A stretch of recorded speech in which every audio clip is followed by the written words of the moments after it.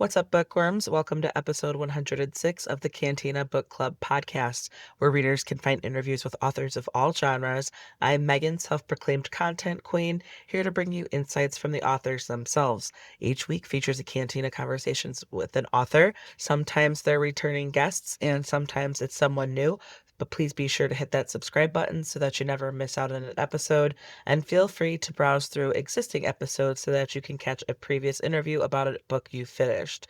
I try to be spoiler free, but the conversations will be more enjoyable if you've read the book. The conversation will be here when you're ready. Just a heads up that I often use adult language to express my feelings towards these authors and their work, whether the characters need to get their shit together or I am giving the authors shit because they made me feel certain things while reading their work. Just please be mindful around listening ears. If you need more podcast recommendations, please do check out Book Podcast Connection on Instagram.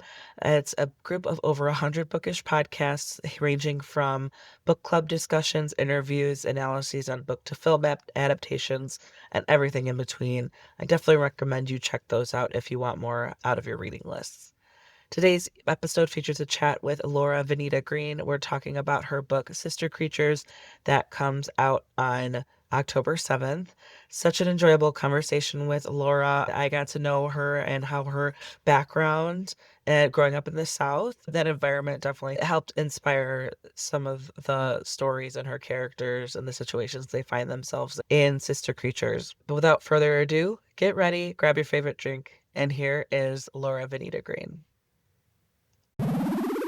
All right, so today we've got Laura Venita Green. We're talking about her book, Sister Creatures. That book is available on October 7th. Laura, thanks so much for joining me today. This was a quick, eerie book. Like, you set the mood and the tone, and I feel like I really enjoyed it. Sometimes I was like, wait, how does it all connect? And then it was super cool when we found like little connections here and there. I'm excited to dig a little bit deeper today. Thank you so much for having me, Megan. I'm excited to be Yeah. here. Absolutely. So to get started so that people can follow along with the conversation, could you give, and we'll try to be spoiler free for the most part, if you could just summarize the book so that people can follow along.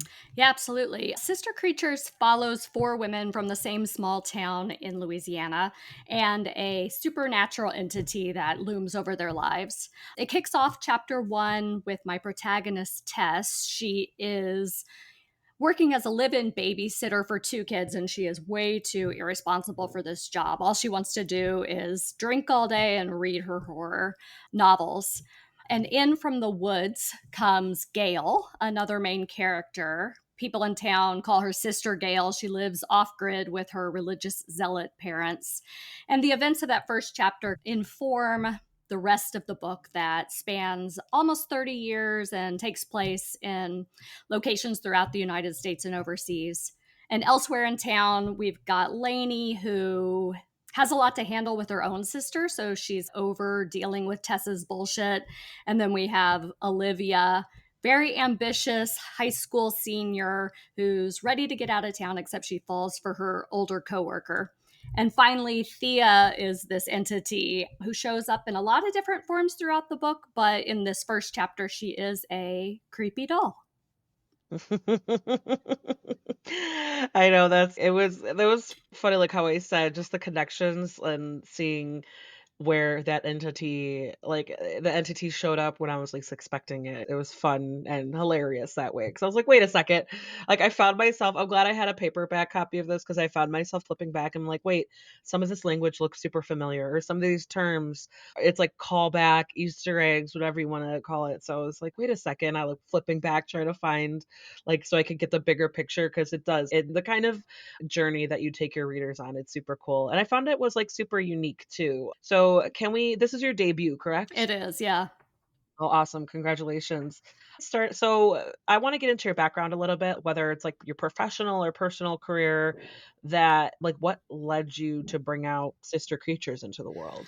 Definitely not a really straightforward or quick journey, but I grew up in rural Louisiana. The town there is Pine Creek, which is fictionalized because the place I grew up is 1,500 people. It's hard to write fiction on a town with that few people. But that's where I grew up, and I did go to college, and I was one of those aimless people who went in for pre-med weirdly and then did not do well and ended up in business, worked in finance for 7 years, and when I was getting my MBA in finance in 2010 during the Great Recession, I think like it Mm. was super depressing, just the idea of spending my life pursuing like a finance career. And I thought my favorite thing to do is write, I mean, is read. And so I'm just Mm. going to try my hand at a novel. I should be able to do that. But 15 years later, here I am with my debut. So it definitely kicked off like several years of just studying and writing as a hobby. And then my husband and I actually rode our bicycles across the United States in 2017. And that was just a lot of time pedaling and thinking, what do I want to do in this life? And really going for it as a writer is what I wanted to do. So I got a little more Yeah. serious. Yeah. Yeah, that's crazy. That's because that kind of activity does make an appearance as well. Some of your characters do to start doing that. So that's so cool that you were able to blend into that. That's such a trek all up in itself. I had a friend who was like, she did the bike the US from a MS, I think it was, and she did a couple years in a row. Mm. And to me, that's just crazy. Just because I have no room to talk. I've done the Chicago Marathon twice, so I know about it, but, like, to just, like, bike riding for, like, hours and hours on end, I have a feeling it's just it takes I don't know, how many miles are you traveling in, like, in any given day? And then Yeah, it just was 3,800. always hungry. Oh, I know. You're always running like a calorie deficit. Yeah, Yeah, it was like 3,800 miles in 42 days. So it was about 100, almost 100 miles on average a that's day. yeah, so it's just, like, hours and, like, your quads are getting it, like, maybe, like, your pelvic area because bike seats are, like, not that great. I imagine you had to invest in a little bit of, like, comfort, Oh like, my for, gosh. like, bike pads, like, seat pads, all that stuff. Yeah, no, I get it. Yeah, and also it was actually wonderful, but it did take a year of training, but the plains state. So going through South Dakota and Iowa, so monotonous. There was this wind that was like hitting in the exact same spot for 8 hours of riding a day in and day out. And that's why when I was like, why the hell am I doing this? But Yeah. Yeah, it seemed a little bit, like, therapeutic. It did give you a moment to have, not an epiphany, but just a real, like, self-searching and soul-searching, what have you, and that's when you're like, "No, I'm gonna make this happen." totally. Yeah. Yeah. I mean, there is a thing about achieving a goal that big that makes you think, okay, that was hard and I did it. And I'll try this other thing that's hard. I know, 100%. I feel like I've seen that quote, "We can do hard things." I'm like, "Yes, we can. I could do hard things." Like, I have done hard things. I'm, like, in a little bit of a transition myself because I got laid off 6 months ago, and the job market is I got laid off, like, when COVID hit, but I found another job in 2 weeks. So I was like, "Oh, I'll be fine." And 6 months later, I'm like, "Man, like, I know it can't just be me. Like, I know I'm a rock star, and I have, like, tons of years of experience, but I don't know if that's just, like, biting me in the ass right now." But so I'm like, "Okay, I picked up some freelancing projects and I found out that I really enjoyed doing that, like helping individuals and small business owners. Especially I feel like a lot of them are just booming right now where people are like going I go to these craft markets and Mhm. I'll hand out business cards and I've gotten a couple projects from that. So I'm like, you know what, like I enjoy this part of it. Like I get joy out of lowering their anxiety. Like I could do Totally. something for them and they can focus on their stuff and that I got so much more, like, joy out of it than that I can't really the motivation and fulfillment that I can't find out of a 9 to 5. So, I'm, like, definitely, like, pivoting, and so when you hear, like, those epiphanies like that or those life, hey, like, in your face moments, and you're just like, I resonate that resonates with me so well, so that's why when you describe your process and, like, your however long your journey took, I totally relate I think a lot of people will relate to that too, just because it's you're taking steps and you're making moves, you're making money moves, whatever. Like, Yeah. it's I'm totally all about that. Do what you gotta do and listen to what, the universe is trying to tell you. Totally, and one thing I did realize, it was like, okay, the reason I'm not going for this is because I think I'm maybe gonna fail, and that's just a dumb reason.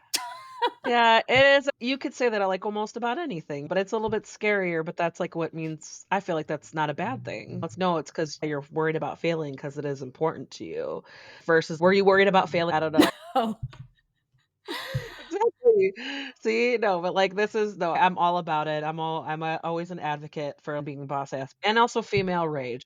Like, no matter how messy and toxic and wrong it is, even if you're wrong, I'm an advocate for you just raging on the world. It's fine. I'm enough. Do it. Like Yeah, I'm with you. I am so with you.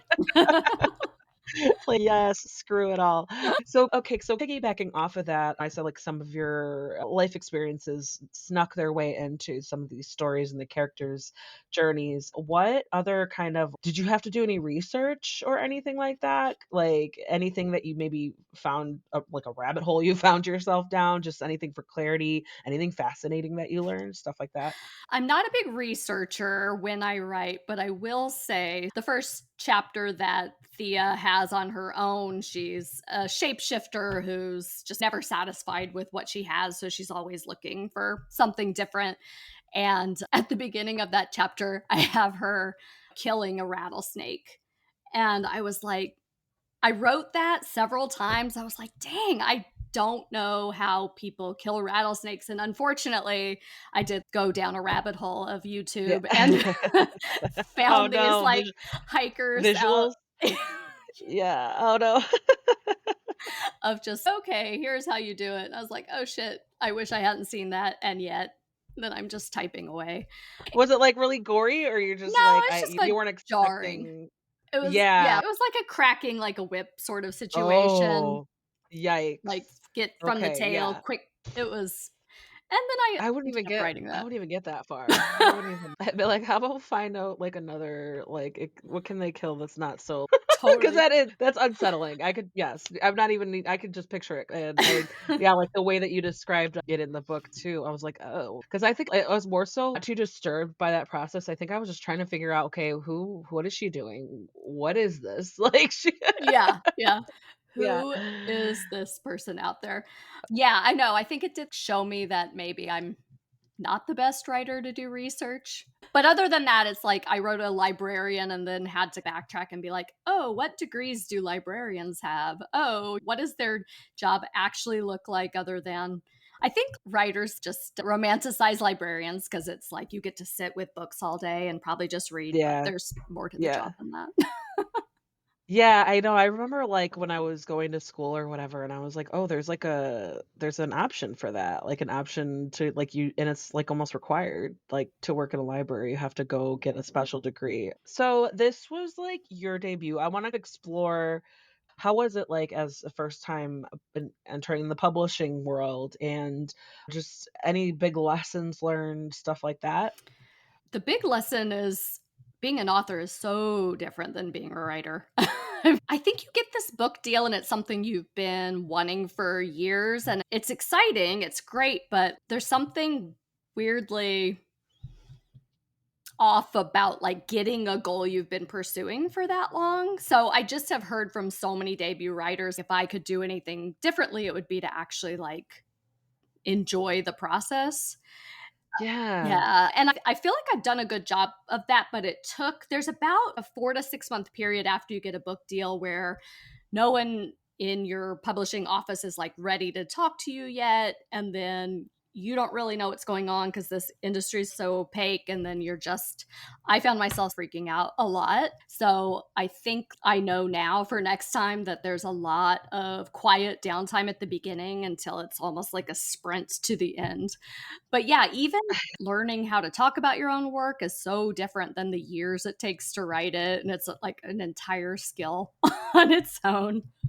Yeah, I'll tell you, like, that the handful I interview authors of all sorts of experience levels, and either their debut or even if it's, like, a debut in a new genre, like, they switch genres because they wanted to try it or they write it under a different pen name and they're not marketing under the connection to both, or they're switching audiences, like, they wanna start writing middle grade versus new adult or adult, and I think it's so similar, like, your sentiment is so similar, like, they all say the same things where it's, "Yeah, we don't like that paranoia or that anxiety is a real thing when you don't hear about it because it is. And even from the publisher's standpoint, they're like, "Oh yeah, we're interested in this, but we're not ready," like you said, because they're working on whatever, however many other titles.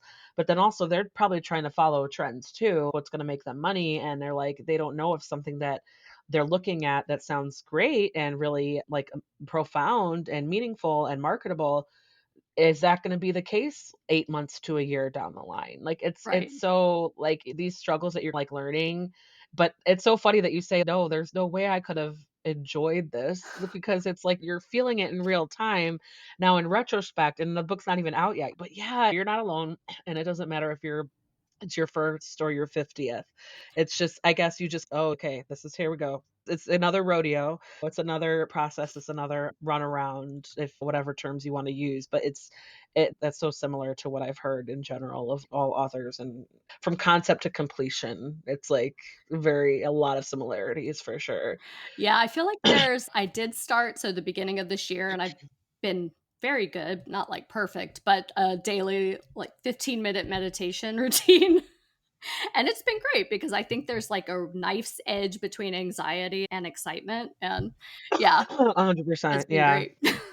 Yeah, no, I love I it's hard. Meditation is so hard, and I give everybody props who are able to, like, do it and make it a habit. Because when I started there was, like, years ago where I started trying to make it a habit, and the first time I did it, and I felt like I did it correctly, like, I was legit able to shut off my brain and just focus on this whatever the steps, like, imagining Mm, everything shutting down step by step, and I'm like when I finished, I was like, "Why don't I do this all the time?" Like, what totally.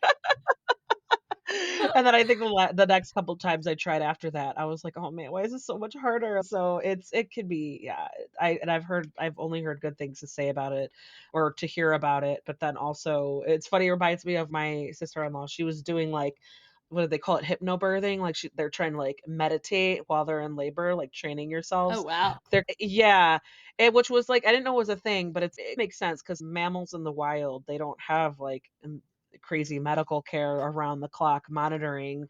They just go and they listen to their body however many hours it takes. And it's using that approach and centering yourself and just being in the moment. And before you know it, like time is passing and your body is just, you're able to separate yourself to let your body do its thing. And which I thought was like super like interesting and impressive and probably, but I don't know, both times I had kids, the first one, we had to kick him out, like, he was a week late, and they were like, "No, alright, come by. If he's not out, here's your appointment."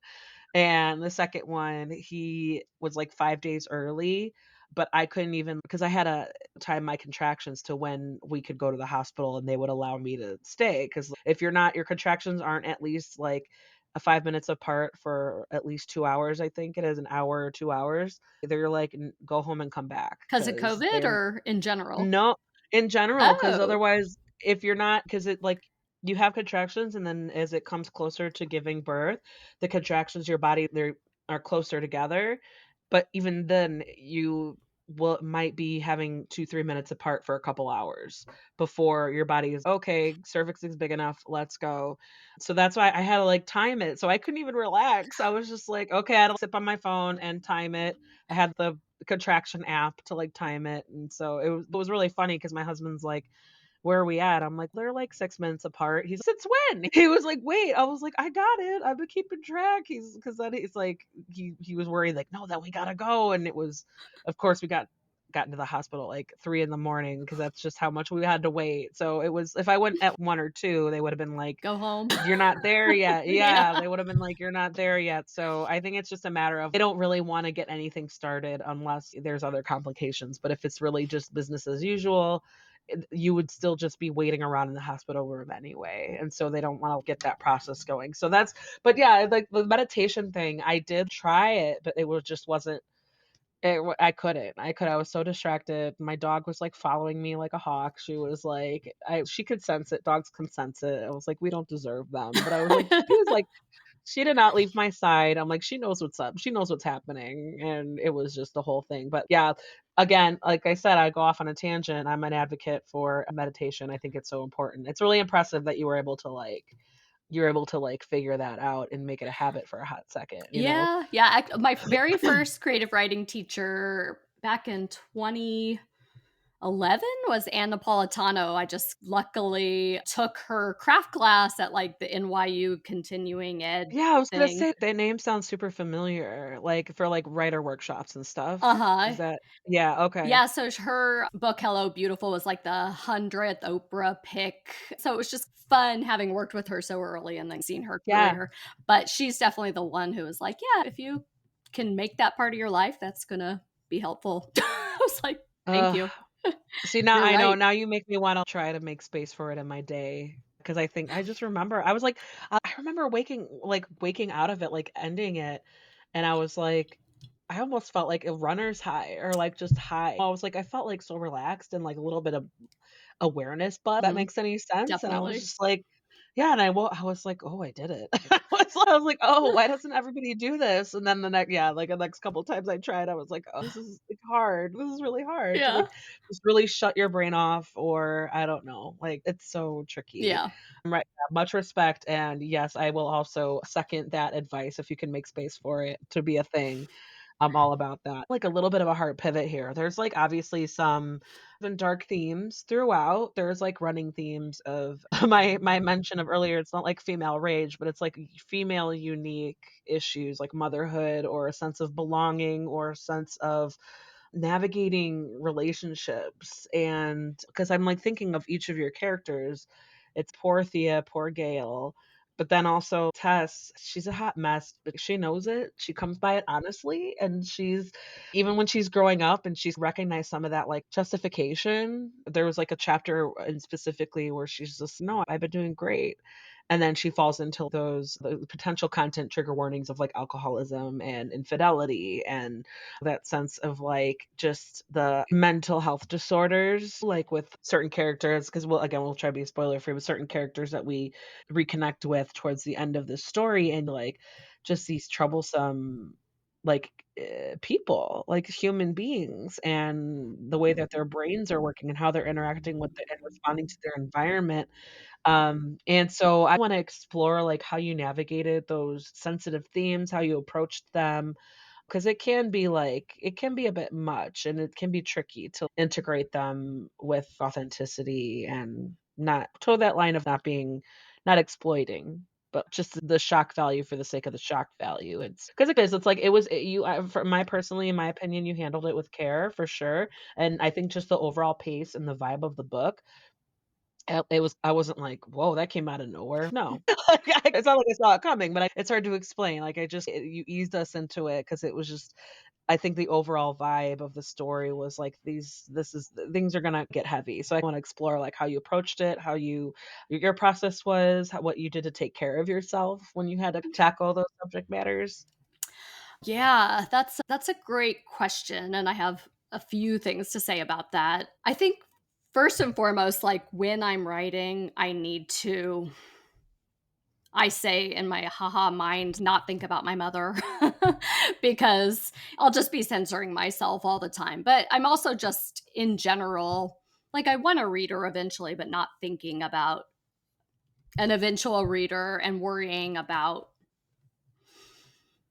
what they might have to say and I think also trick myself that no one will ever read what I'm writing. And then way down the road after lots of revision and you're a little bit further away from it and you read it and I guess what I can say is I reread this book and it feels very true to my soul and my inner life. So I felt okay with anything that was in there because I didn't feel like anything was, like you said, written for shock value or fake for these Mhm. characters. But I wrote most of this book during the pandemic and yeah, the overturning of Roe v. Wade. I was feeling a ton of female rage. And I do think, especially the last third of this book, when mothers and daughters are trying to figure it out, was just kind of me working through that. I will say That very much informed my book. Growing up in the rural South Bible Belt and wanting to explore religion and conservatism in that way also really informed the book. And then I'm a big horror fan, and like gossip makes me super nervous, but like I can get into it too. So there's just all these things. Oh, and I will say there's just been some mental health challenges in my family. And so it's just, I think writing for me has been a way to understand what I actually think about things and kind of work through my life and my observations. And so I really just, I think, felt that I knew these characters and just followed what I felt their journey was. Yeah. Yeah.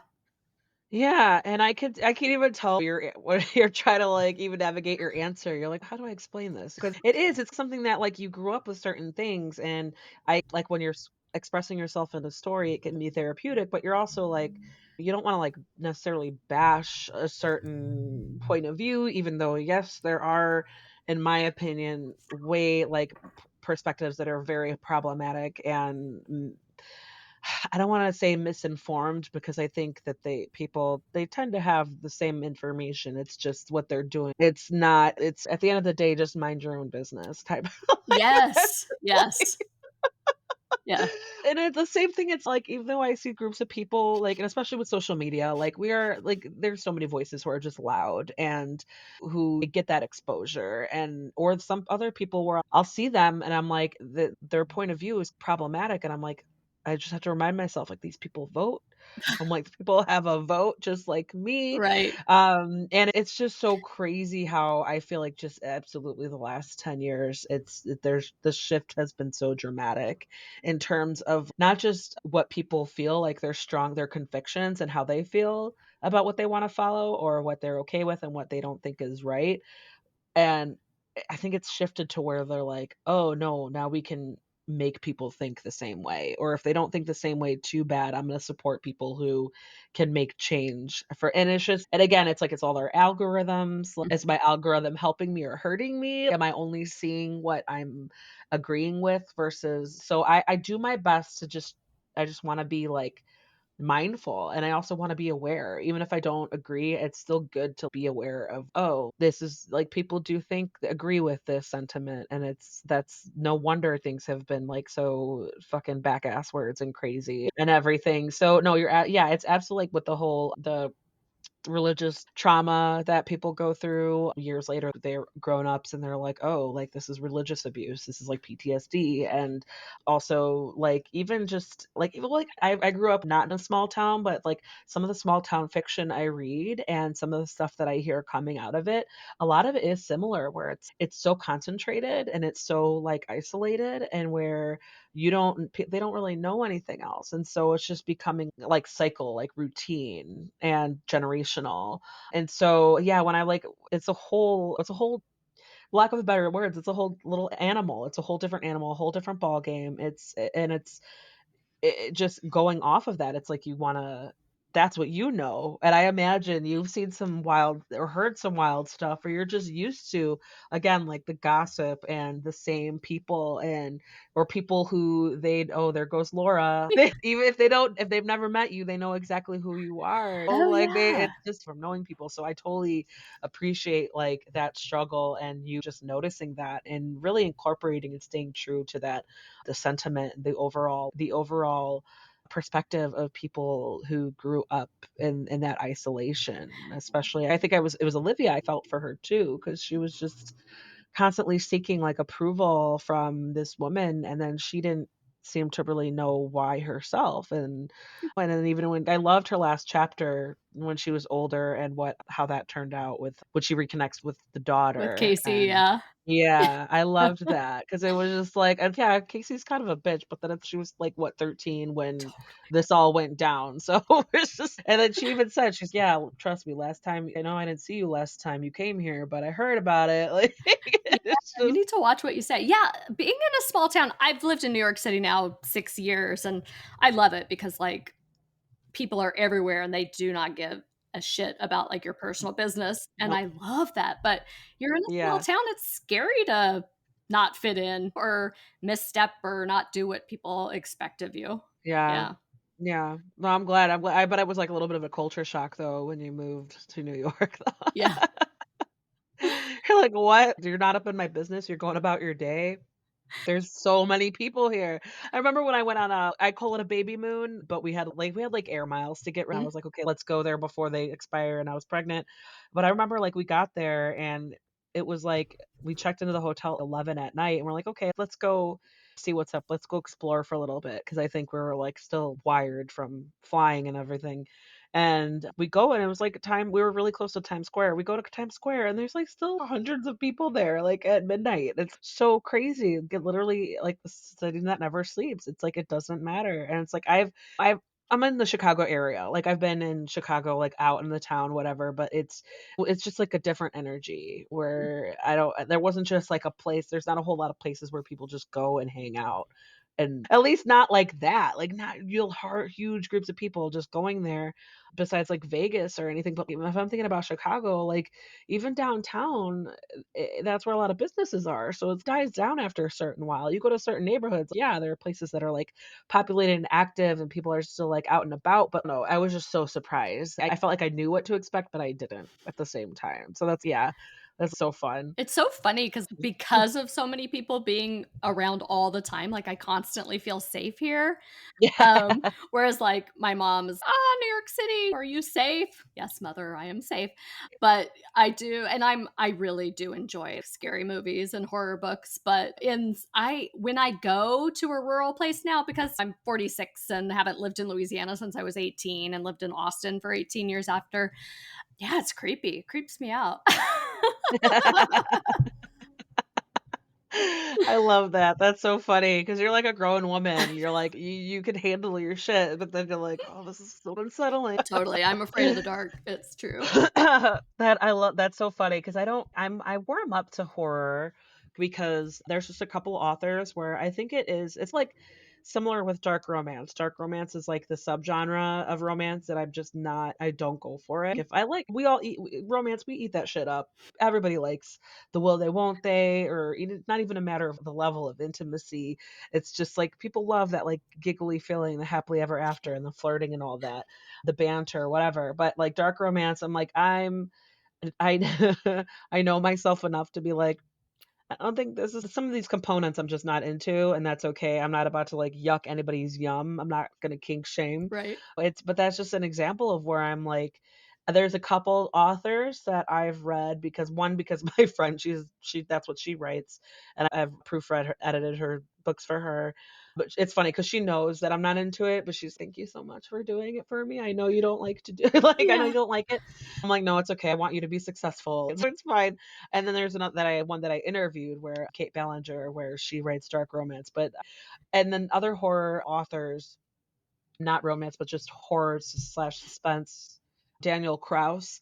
I've interviewed him like 5 times. I joke that I owe him a jacket. Oh, like you're part of the repeat elite club. Yeah. You're like I've interviewed. You should just be a co-host by now. But I have a whole like stack of his books just because I'm familiar with his work and I guess it's like reliable. Like I know what to expect. So that's why I'm slowly easing into the darker stuff, even though I'm like I don't even like watching scary movies. That's how like documentaries or dramatization, those are like that's where the limit that I but straight up or horror comedy. I think there was one what was it called? It was like it wasn't Annabelle. It was like another A name. The movie was she was like a 12-year-old like ballerina, but she was like a daughter of this like mogul, like this Russian mafia, whatever, and they took her hostage Oh, is she a vampire? because I didn't yeah, see it, but you're I talking can, like, about just picture the preview. Yeah. yeah, yes, yes, where they're like, "I'm sorry what I have to do to you," or, "I'm sorry what's about to happen." They're like, "What?" But that's like comedy also, like, if you watch the trailer, like, you get the vibe, and so stuff like that where I'm like, yeah, I'm not yeah, I'm, like, tiptoeing into thriller, horror, and, again, tiptoeing into the dark romance part of it because I'm like I think it's more author based. Because yours reminded me more of a Southern Gothic vibe, like, Yeah. Gothic fiction and small town legend, like, whatever, falling into those kind of categories, so that yeah, and so I think that kind of is its own unique opportunity to just there's still it's unique enough, it's specific enough where you have a little bit of a constraint, but you could still have fun with it. You know, Yeah. it's like you could still mess around with the eerie vibes and the scariness and, like, the creepiness, but you're not like you're not like you don't feel the pressure to, like, just go balls to the wall and go super, like, extreme and gory Oh, yeah, and and you're all that. mainly Yeah. committing to these characters and, like, their Yeah. real journey. Yeah, sure. Yeah, and yours is, like, unique in the structure because it almost presents itself as, like, a series of short stories, because there are, like, kind of time jumps, Mhm. and it's you're following 4 different POVs, and so, was that, like, just how it happened? Like, that was how the ideas flowed, or did you structure that on purpose, like, how you wanted to put the story together? I when I was about so this did actually start as 5 individual stories, so like each of my characters, and it wasn't even chronological. So I had Tess moving with her family to Germany, and I had Gail at 41 years old working in New York City, and Thea out in the woods, and Lainey with her little sister, and Olivia falling for her older coworker. And I was basically I have a very puzzle piece brain, and I was ready to write a book length project, and I'd been studying a lot of I was in my MFA program, so I went to Columbia starting in 2019. So I was there during mostly the pandemic and had an online situation for the most part. But I had taken a course that was very like studying structure. And in that class, and that would have been early 2020, I took what I already had and then just built blocks around it. And I won't say like the book that I have now looks exactly like that, but that Yeah, was the first time that I could see the shape of this as a book. right. And I actually really because I've tried just starting a novel from page 1 and going on, and it turned way too chaotic, and I've tried to outline, and that just kills it for me. Like, I have to have the discovery going with it.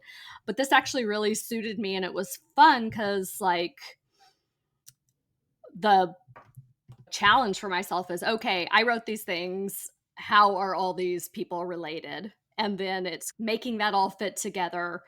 But then once you learn about someone you'd already written about when they're in their 30s, how they were when they were 20, it totally changes and informs everything. So I just really had a great time going back and forth. And honestly, like the very last thing I wrote was that final Olivia chapter you brought up. And that was the one thing where my editor said, we need to resolve Olivia's storyline here. You let that one go. So I said, okay. Yeah, Yeah. yeah. I could yeah, because you were I could see that where you're, like, going off like pantsing, they call it pantser. Uh-huh. Like, Yeah. you're like, you gotta figure out what works for you, but that's so fun how they were like, "Oh, you missed one." Like, you Totally. 'cause I yeah, but that was I enjoyed how you resolved it and how you where you went with it because it's like the whatever the writing choices are of it's then it just drops after that, and I was left, "Oh, what happens later?" Like, it reminds me of short story vibes where you're just, like, you're trying to tell the story and finish the story, and then the reader is, "Oh, no, that's where their story ends, but I don't that's where it ends, I want more." Yeah. But it was like it still worked out very well because then, yeah, the reader is left with, "Oh, okay, we're assuming that A, B, and C is gonna follow this page," right? Just you hopefully you give the reader or they're catching up on all the nuances where they're following that path that you're intending without spelling it out, Yeah, you and know? I do think my favorite type of book to read is just one that I'm being asked to participate in as I read, and that's, I think, more than anything, what I wanted for this book is just I think the reader for this book is someone who's ready to participate and have their own interpretations. Like, Yeah. I'd love to sit Yeah. on in on a book club for this, just 12 people in their living room sort of book club and just hear what everyone has to say about it. Because I don't have the right answers. I just know what I Yeah. think about it all. But And even if you wanted sometime somewhere down the line, if you're working on marketing your stories, you could maybe think of some book club questions that maybe you hope that readers if readers wanna if they whoever's hosting book clubs, they can think about these questions, or if maybe a reader will come across your suggestion and they'll be like, "Oh, shit," and they'll reach out to you. You never know, like, you never know, because 'cause I've interviewed authors and they, like but then I've read a lot of books where they have it, like a list of suggested book club questions, and a lot of it is digging into the meta of it and, like, really, or what would you do, or how do you think this played out? An example would be like, "Oh, what I'm thinking is, oh, do you see Tess relapsing again? Probably." She would Yeah. because she's such a she's I appreciated her with for the hot mess that she was, and a lot of her justifications, like, I could totally it just I don't know what it was just, like, it resonated a little bit because 'cause I'm like, maybe that's I see that line of thinking, and I'm like, "Oh, yeah, like, she's just in it. She's just in it." Yeah, and And that's my thing. I think this book has just a ton of coming of age moments, and I don't think coming of age is just when you're going into adulthood. I think, like, our entire lives we're making mistakes and surprising ourselves, and, like, we're just always trying to figure it out. I yeah. mean, I think Tess is headed in the right direction, but I doubt she has a linear path ahead of her. Yeah. Yeah. Right, like, that's one way to put it. Oh, that's so funny. Just a few more questions, but I definitely want to I wanna throw these at you. So this one's a two-parter. What were the most challenging parts to write? What were the most enjoyable parts to write? The most challenging were the Lainey storyline, so her chapters, and I think it's because, first off, she's been with me since 2012. I tried to write her journey as a linear novel, and it just was not working, but she and her sister never left me. But it's so much kind of easier to write a character who just has a big attitude or is judging people all the time or gossiping. And Lainey's just super nice. Like, she's just a competent person, which I love for her. But it's really hard to rely on something other than her voice and attitude. But I also think I got into some emotion in that sister relationship that maybe I got to because I couldn't rely just so much on her and her voice. So that was the hardest. The most fun, probably, I love writing speculative fiction. And so just incorporating Thea into this book and putting her in all these situations and through the woods in Germany and, like, the woods in Maryland. She's always in the woods, but Yeah. and just, yeah, so writing those speculative elements and figuring out a way that they could fit in this mostly realistic world, I think, was the most fun. Yeah, and I could tell that was a fun part because it definitely helped add that eerie vibe and that, like, lore, like, the folklore part of but then it was also, like, keep it was for me as a reader, I'll speak for myself, but it kept me on my toes because I was like, "Thea again?" I was like, "What is she doing?" Like, you know, "What? Wait, she's back?" Or like, "Oh," like, just seeing how this overarching, like, entity is, like, affecting everybody or just, like, the hearsay or the gossip and just with the all the creepy points, like, creepy characters. What was it? Those 3 the acapella brothers? Yeah. The triplets, and it was just something like that they did. I mean, an appearance in another part of a story and a different story, and I was just like that's where I was like, I'm flipping back and forth. I was like, "Wait," so it just kept me on my toes and just the creepy stuff, and it was that I had fun with that too, so I could tell that you had fun, like, just keeping that going for sure. Cool. Yeah, I will say that's just the type of stuff that shows up in my imagination, and I write it and I think, "Oh god, do I have to delete that?" And then I just, "No, I don't." Yeah, so you kinda set it off to your editor or whoever's your people on your team, and you're just, like, side-eyeing, like, "What are they gonna feel about it?" Totally, yeah. That's so funny. I love that. What do you hope readers get out of Sister Creatures? I think honestly, I think every reader's gonna get something different out of this book. I hope a reader brings I think I wrote a very specific book about one woman's take on what it feels like to live in this country, and that I'm hoping that can feel really universal for people putting their own experiences in there. One thing I really take is just that we're all really complicated humans that contain entire worlds. And that's really amazing, but also hard to handle. And there's like a wilderness in our souls because of it, and that we all have our own individual ways of coping, and that some are, I don't know, healthier than other ways, but that we basically have to deal with our own shit so that we can be there for the ones we love. Yeah, yeah, because I don't know, I think Tess just her kind of story resonated with me. I think just because might have been her in a past life or just, like, in certain years of my life, I think I would have, strongly identified with her, so I think some of the sentiments are there where I'm like, I just felt for her even if she had horrible habits and she just wants to, like, get drunk and read. I'm like, "Yeah, that sounds I great." Like know. Me too. Damn, Tess. I'm feeling you. Yeah. yeah, I'm like, "That sounds like a great day." Just but she's yeah, it's just like when she's and that's when I felt for Lainey too, because she was straight up like, she needed her to hear her. She'd be like, "This is what I'm trying to do. I can't do this if while Y being with you, like, yeah, have being you and having you this close in my life." It just because it wasn't it is a issue, mental health issue where Tess again, we see her, like, functioning as an adult. She's capable of it. She's so capable of it, yeah, but she just unfortunately falls back into certain the justifications or she's already forgiving herself before she has anything to be sorry for because she like and it's like there one night in particular we see the train wreck happening and it's just oh girl yeah I know you wanna shake her, and then that happens, and it's one night, but it sets her way back. yeah it's a shame Yeah, for sure.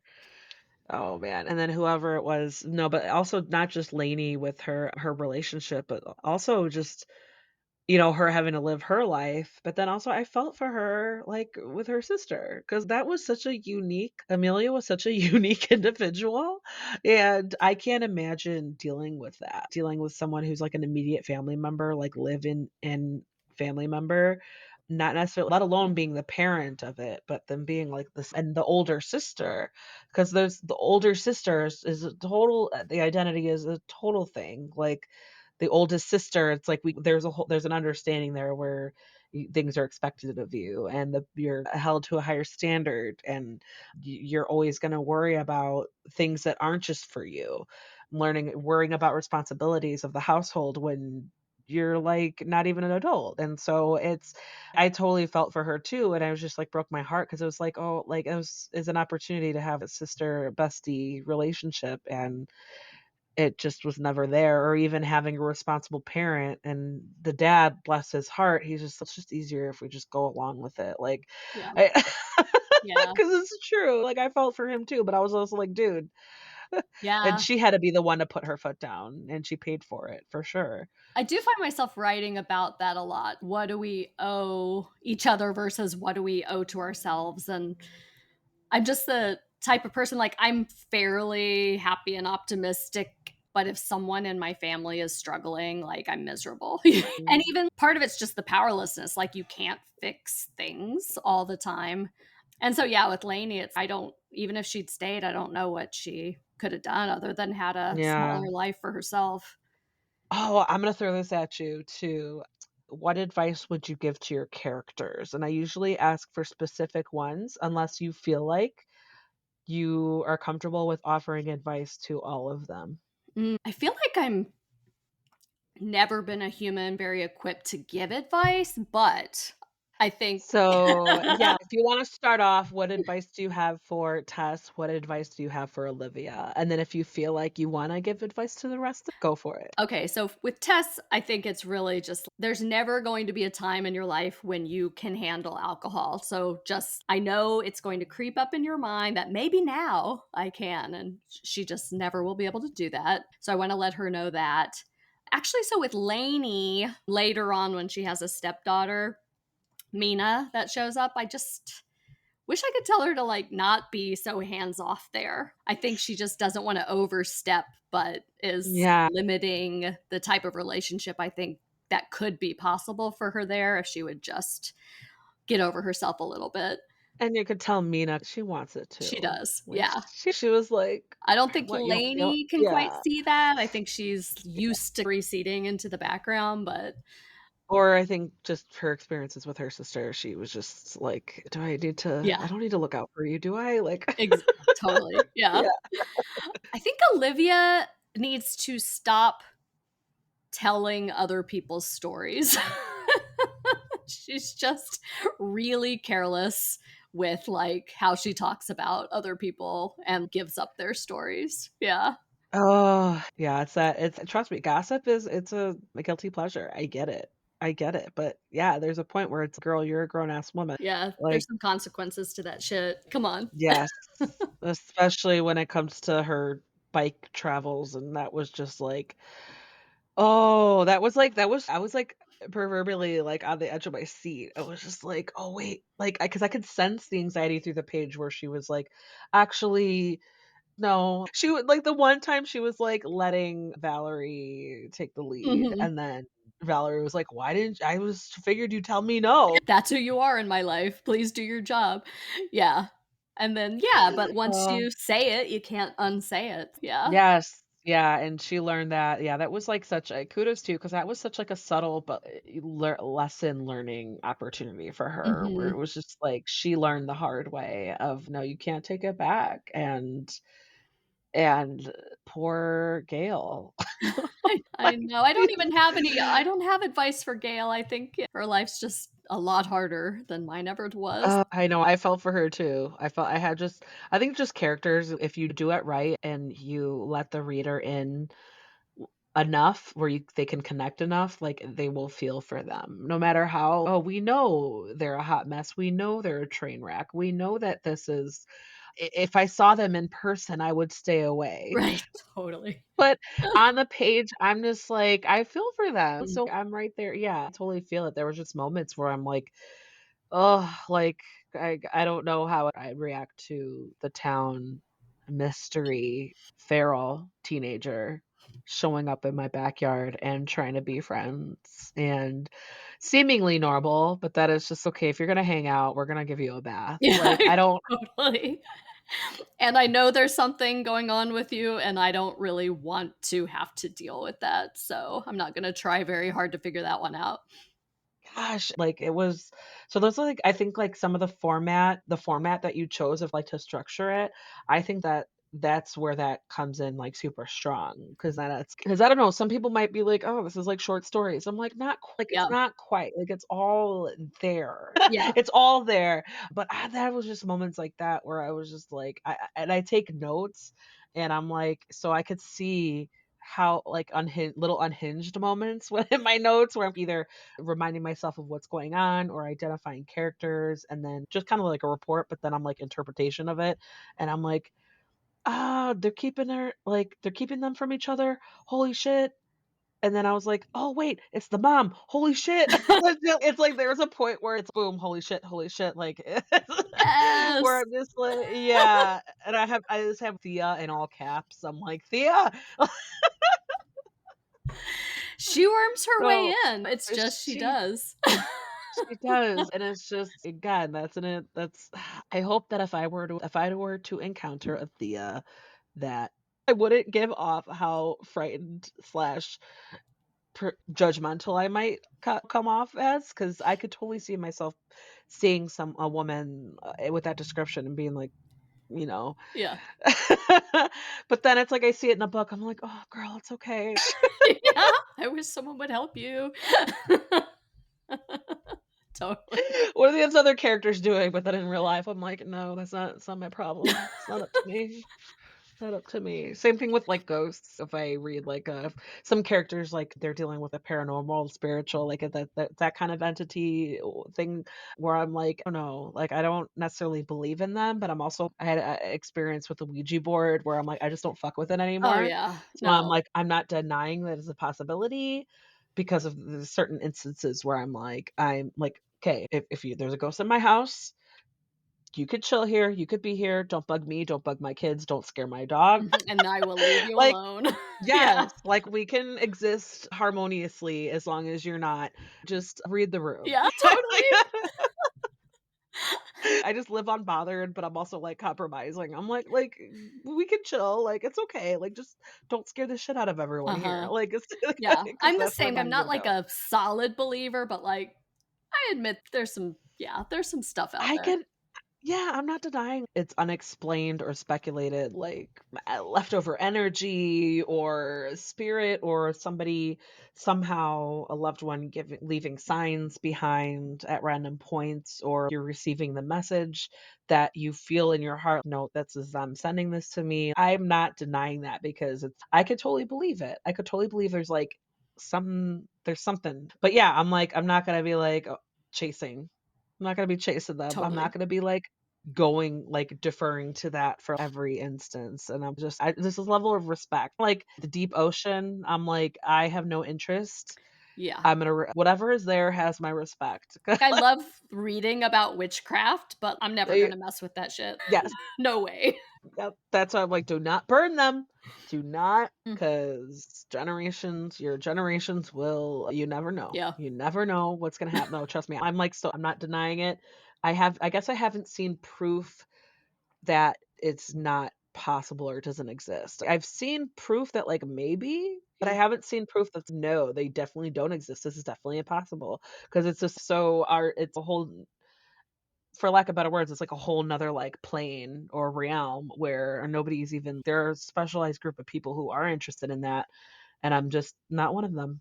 Just not one of them. Yeah, It's okay. I'm with I'm gonna you. live my life, staying in my lane. I 100%. Oh, that's so funny. Okay, so Laura Venita Green, what is next for you? I know the book hasn't quite come out yet, but do you have any ideas of what you're gonna work on after this that you could talk about? Yeah, I've spent this year just casually working on a couple different novel ideas, and I think next year I'm gonna have to choose one and go for it. But I'm working on an idea again in Pine Creek, Louisiana, with some of the secondary characters that never left town. And then I'm also trying to write this Catskills, New York book in a isolated institute for artists and scholars. Yeah, so I won't say too much plot wise, but I think I'm always writing about like obsession, what I said, what we owe each other versus what we owe ourselves. Yeah, like how many different people we are in this one life. So, yeah, I've got a ways to go, and I'm being very casual during this get a book out year, but I'm excited. Hey, no, you gotta step at a time. That's what I'm saying. I know this is your first and this not quite out yet, but I'm like I always like to ask authors just in case because I want to keep an eye out. And also it's just a opportunity for you after just having an exchange about your book and then you could talk about whatever you feel comfortable talking about, like what you're currently working on. And then you never know what's fresh on your mind. I'm gonna pick it out of you. I'm gonna pull it out of you. Yeah. Like, well, what do I got? What do I got? That's why I say I don't want to get you. I always tell people, like authors, I'm like, what are you allowed to talk about? I don't want to get you in trouble. What, It's like, also what can you just tell like me? when you talk about an idea too deeply early on and you say it out loud, it's, ooh, maybe that's not Yeah, good. you So it know, has to yeah. be more fully itself before you can really get into it. Exactly, exactly. No, 100%. I totally respect that. I totally appreciate the struggle. I get it. Okay, so Laura Venita Green, where can we find you online and on social media? My website is lauravenitagreen.com. I have several events coming up for this book, and that's all. I have that summarized on that website. On Instagram, I'm at Laura Green 517.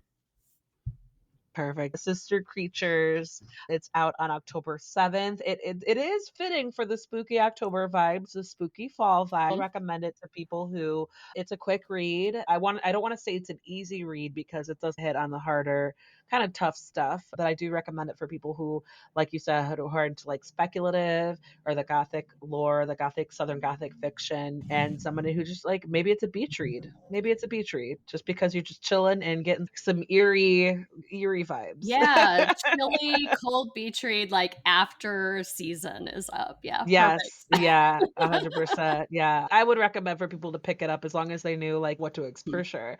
But yeah, so it like I said earlier, I'm gonna keep an eye on you, and if and when you're ready to promote your next thing that you got going on, feel free to come back. I'd love to chat again. Thanks so much for having me. This was really fun. And there you go. That was Laura Venita Green talking about her book, Sister Creatures. That book is available on October 7th. Check out these show notes where you can find links to purchase the book and find Laura online and on social media. While you're looking for her online and on social media, please find Cantina Book Club. If you need book recommendations, you can go to cantinabookclub.com, sign up for updates, find Cantina Book Club on social media such as Instagram, Threads, Blue Sky, Facebook, and TikTok and YouTube. You can catch all the clips and video versions of the podcast episodes on YouTube as well. If you're looking for a way to really help out Cantina Book Club, please head on over to your favorite podcast player. Give Cantina Book Club a rating and review. Just a little blurb. It literally takes 2 seconds just to give me a 5-star rating, and it'll help fellow readers and listeners like yourself more easily find Cantina Book Club so that they can get a little more insight from the authors themselves as I release more episodes every Tuesday. If you want to help out the authors, you finding books that you like, and you really want to give them an extra boost for free, head on over to Amazon and Goodreads or anywhere you rate your books and give them a rating and a review as well. It seriously helps them out so much and doesn't take that long to do. And as always, thank you guys so much for watching and for listening.